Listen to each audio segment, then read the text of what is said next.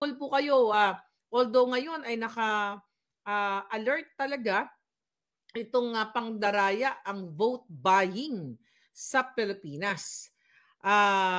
Grabe, kaya pero sa kabila niyan, sabi nga ni Attorney Glenn Chong sa inyo, ay pantay natin i-overwhelm ninyo ang pagboto. Talagang straight Duterte 10 tayo.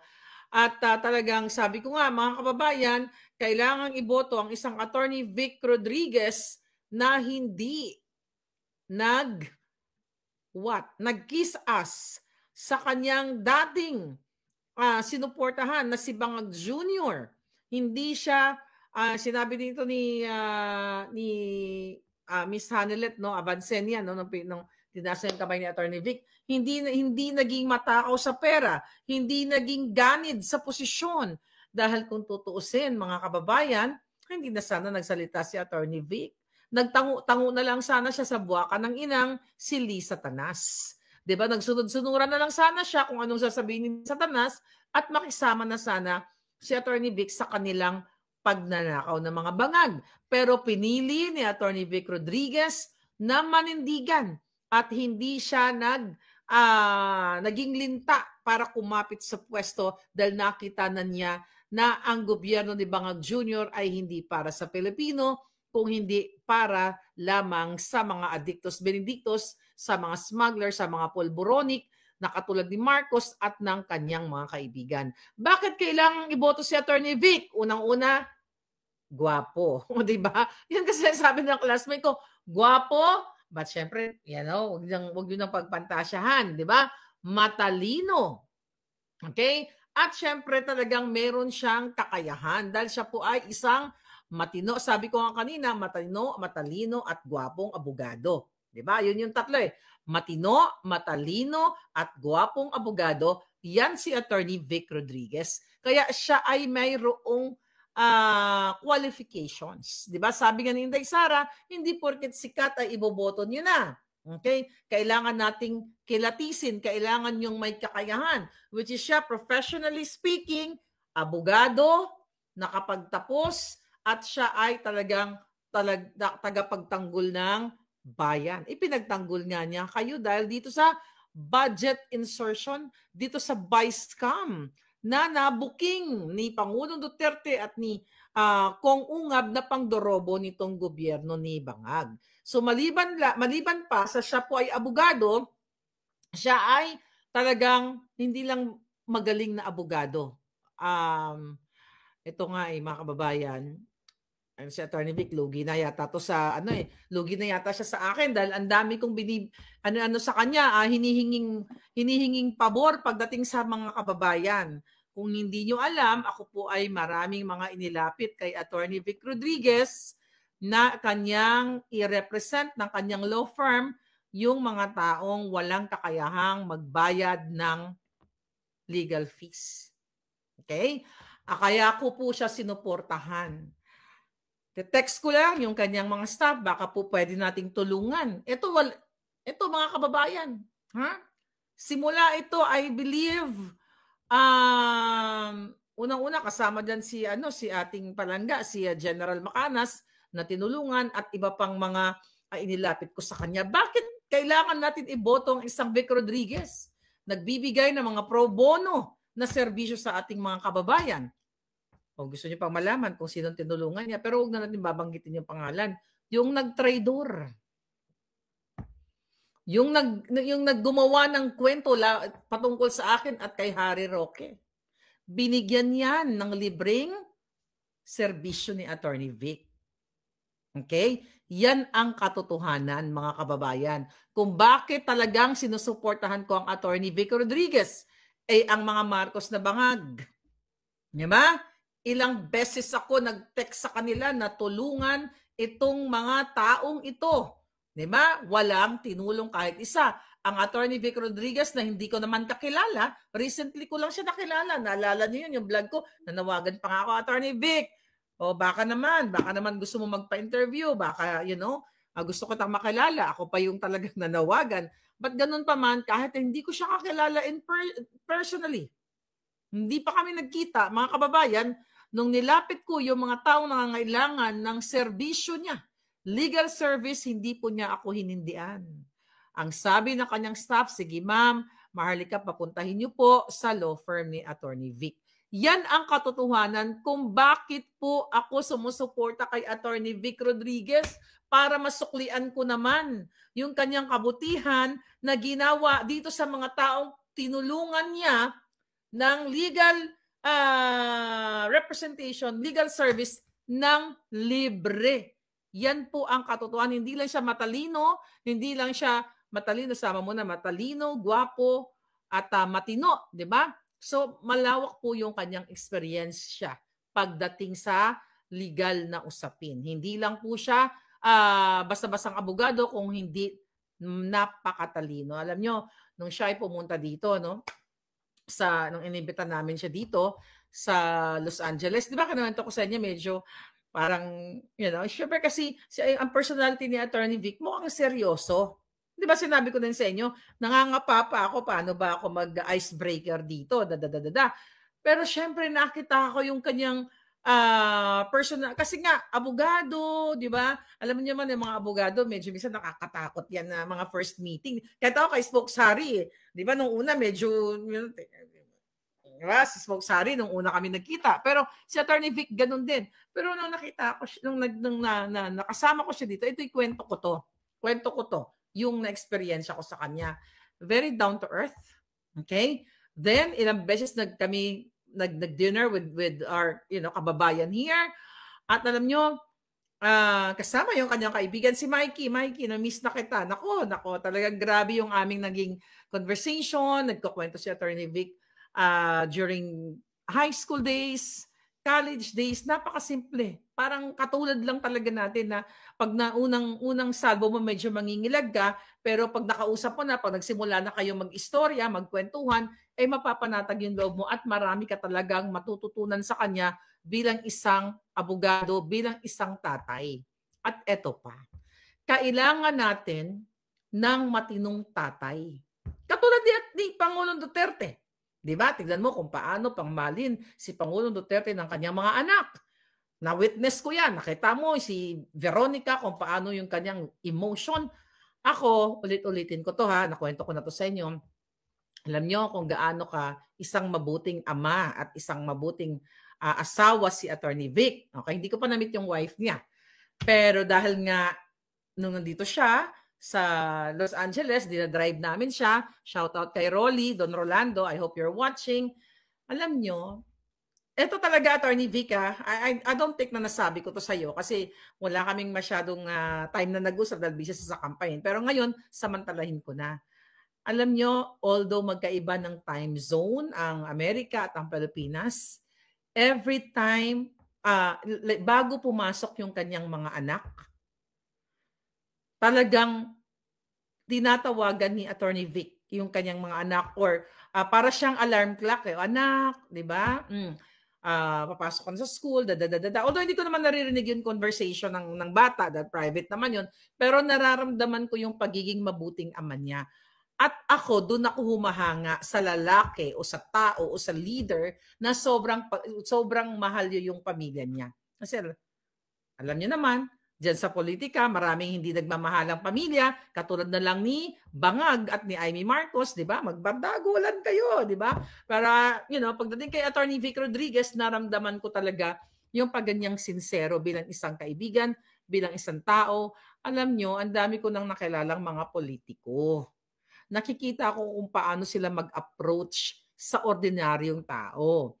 Nakita ko si Attorney Vic nung kami po ay nag-event, yung mga elderly, sorry, pero parang yung mga bisita ko doon sa book signing niya, sa mga elderly talaga, halos natatandaan niya yung mga pangalan. Ako nga, hindi naman sa nakakalimot ako, siguro sa dami-dami ng mga palangga ko, natatandaan ni Attorney Vic halos yung mga pumunta doon kasi one time, tinext sa Attorney Vic, yung naalala mo yung, no, ano pala to, hindi pala yung, nandito pa pala siya noon. Nagkakwentuhan kasi kami after that event. Siguro like 2 days after. So nag-coffee kami and everything. So napagkwentuhan namin yung event. Tapos napagkwentuhan namin yung mga bisita, tapos sabi ko si ate, nakalimutan ko na yung pangalan, Ate Rose yata yun. Sabi ko si ate ganito, 'di ba?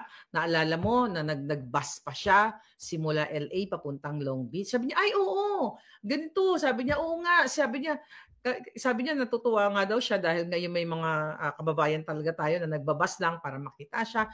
So naloka ako sa kanya kasi naalala niya yung mga pangalan. Ako nga nakalimutan ko na, kakatatapos na ng event. Siguro sobrang dami. Pero si Attorney Vic talagang naaalala niya yung mga taong may mga mabuting intensyon o puso para sa kanya. Kaya sabi ko sa inyo, bakit kailangang iboto si Attorney Vic?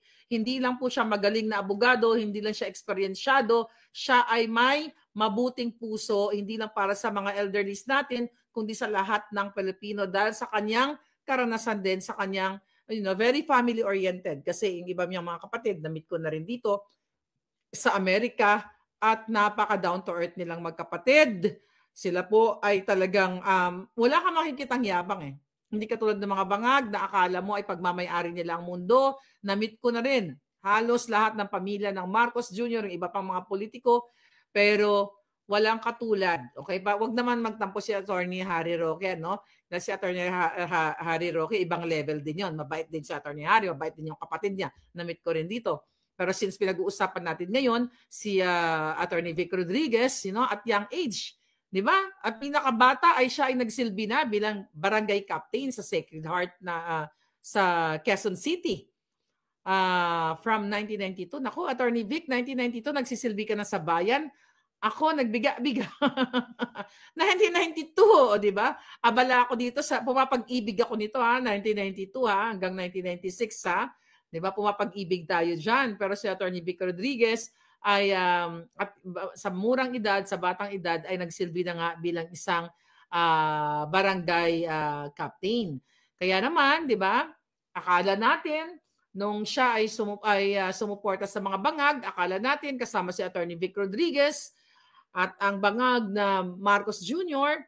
ay magsisilbi sila sa bayan bilang executive secretary nga. Pero dahil in-expose ni Attorney Vic at ayaw pinapayuhan si Bangag Jr. na wag i-appoint ang mga kawatan, ayon, ang kapalit po ng kanyang paninindigan na wag mag-appoint ng mga kawatan ay ang pagsibak sa kanya.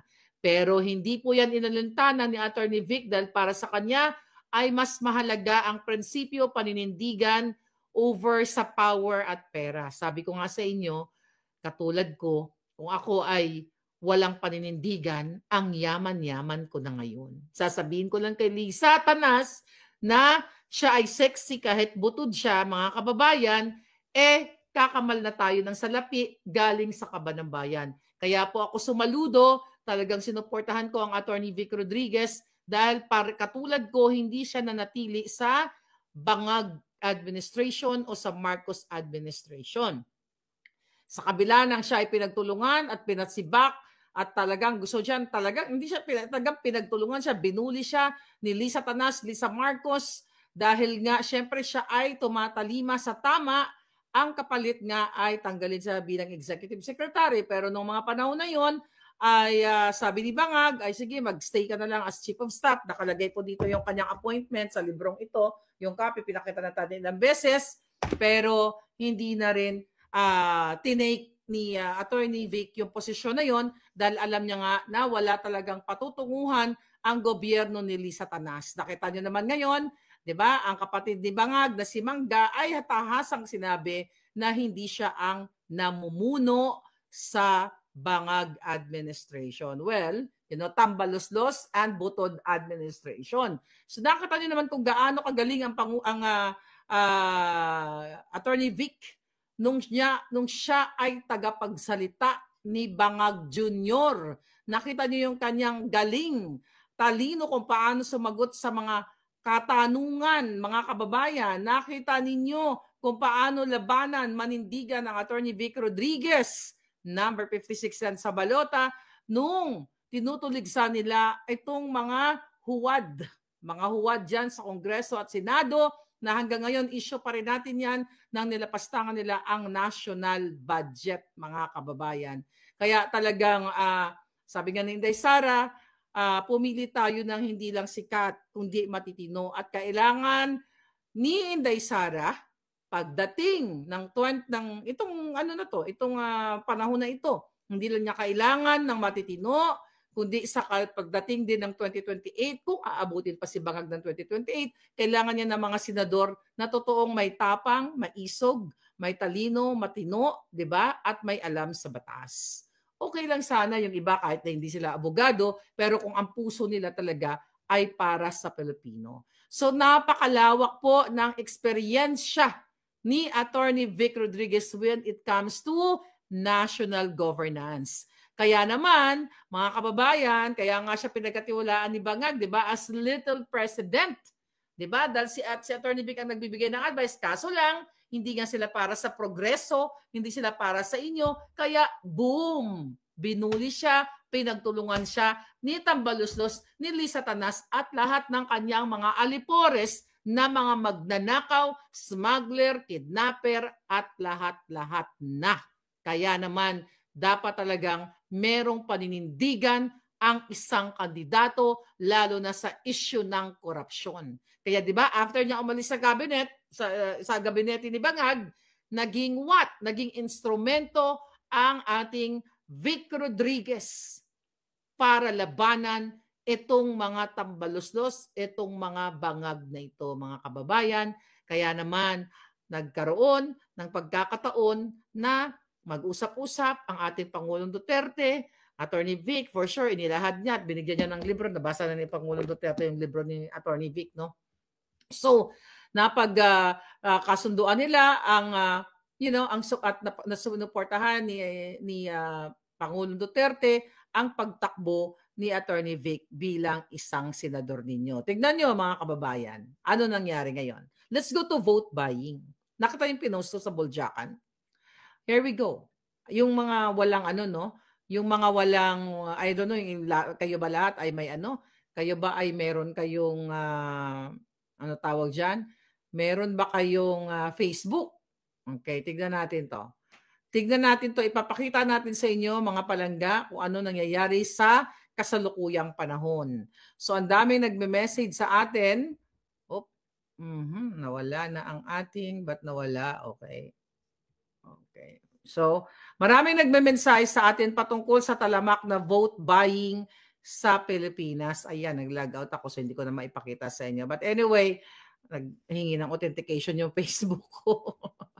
Nanghingi ng authentication yung ating Facebook, mga palangga, kaya hindi ako pasok na naman. Bukas Sunday, magsimba at wag bumoto ng magnanakaw, sabi ni Rizzy Connect TV. So ngayon, dito na lang sa cellphone ko mga kababayan, alam nyo, ang dami non-stop yung nagme-message sa akin. Maliban pa, noon sa pinag-usapan namin ni Attorney Glenn Chong, na-calibrated na po yung dayaan at kailangan talagang magbantay kayo, ay ngayon ay talamak itong mga vote buying. Nakita nyo dito? Nakita nyo ba yung mga vote buying na yan, mga pinopost ko? Tingnan nyo.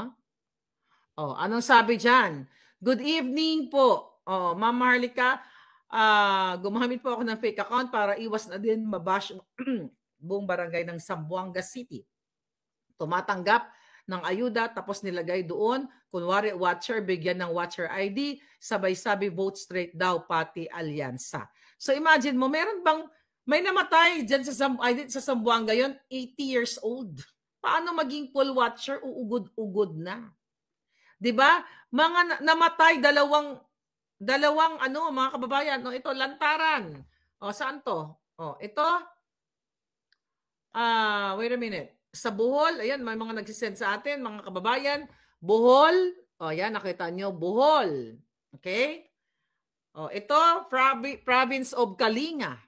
Kalinga, Apayao. Okay? Nakita nyo, mga kababayan? Ito, saan ba to? Ang sabi dito, okay, talamak, gumamit ako ng fake account para iwasan na rin pumabash ang buong barangay po ng Zamboanga City. Tumatanggap ng ayuda tapos nilalagay doon na kunwari watcher. Bigyan ng watcher ID, sabay-sabi vote straight daw pati alyansa. Hindi naman ako watcher, lalong buong barangay hindi rin watcher. Pero ganyan ibigay pag tumanggap ka ng ayuda tapos bawal ang cellphone sa loob para hindi sila mabidyohan. mabidyohan. 3 na ang namatay, ito pala, 3 na ang namatay sa payout. 2 senior, andyan po sa Brigada News, pinapanews dahil sa mga ayuda. 3 na daw po ang namatay according sa ating kababayan dahil dito sa vote buying, at ang mga nagvo-vote buying ay alyansa ng mga bangag, pero tahimik ang COMELEC. Okay? Tahimik ang COMELEC, mga palangga, kaya naman grabe ang kaya dapat talaga kayo ay matsyag. Huwag niyong payagan na nakawin ang inyong boto. So ito pa, ayan, tandaan po, ito sabi ng isa, tandaan po si Luisa Loren na congresswoman, ewan ko kung saan lugar to, tinatanong ko, ayan yung mga pera, ang daming pera, nakita niyo? Ayan, ito po ay random, Nueva Vizcaya, okay? Tama na nag-sign si Quaresma. Ano sabi niya? Totoo yung vote buying. Ayan mga kababayan, talamak ang vote buying. Luzon, Visayas, Mindanao, Davao de Oro, lahat po yan pinost natin. Ayan, Partido Lakas, lahat na lang ay nag-vote buying. Ewan ko sino itong mga hudas na ito, Zamboanga City, ang dami. So mga kababayan, talagang dapat ninyong bantayan at kailangan manindigan kayo. Hindi pwedeng nakawin nila ang inyong boto. Si George Garcia, ang COMELEC ay tahimik. Tapos ano sasabihin sa atin? Nagpe-fake news. Ngayon, inaalerto nila ang kanilang task force, anti-fake news, eklabush, ng bangag na gobyerno. Mga kababayan, kesyo daw labanan ang fake news, pero anong ginagawa nila? Tahimik sila dito. May mga namatay na sa Zamboanga. Ang dami dyan na lumalabas. Ayan, pinupost yung iba. May mga video pa na grabe nila, pinapapila nila yung tao. Ano yun? Buong barangay watcher? Tama nga yung sabi ng isang nag-comment. Ano yun, mga kapalangga? Buong barangay watcher? Tanggapin ang pera, pero bumoto ng tama. Pera natin yan. Sabi ni Sharon Tan. Dapat ma-impeach ang COMELEC chairman. Sabi ni Benji Abata. Pwede po bang magdala ng cellphone sa loob ng presinto? Pwede siguro, pero binabawalan nilang magpa-picture. Kaya gumamit na lang kayo ng surveillance. Mag-surveillance na lang kayo dun sa labas. Sa loob, bawal. Pero i-surveillance nyo sa labas. Okay? Ayan pala, Attorney Vic Rodriguez tayo. Yan ang alindog natin ngayon. Okay? So dapat nasa labas kayo, minomonitor nyo yung mga galawan sa presinto. Sa loob kasi bawal. Diba? Pero sa labas, pwede nyong i-monitor yan.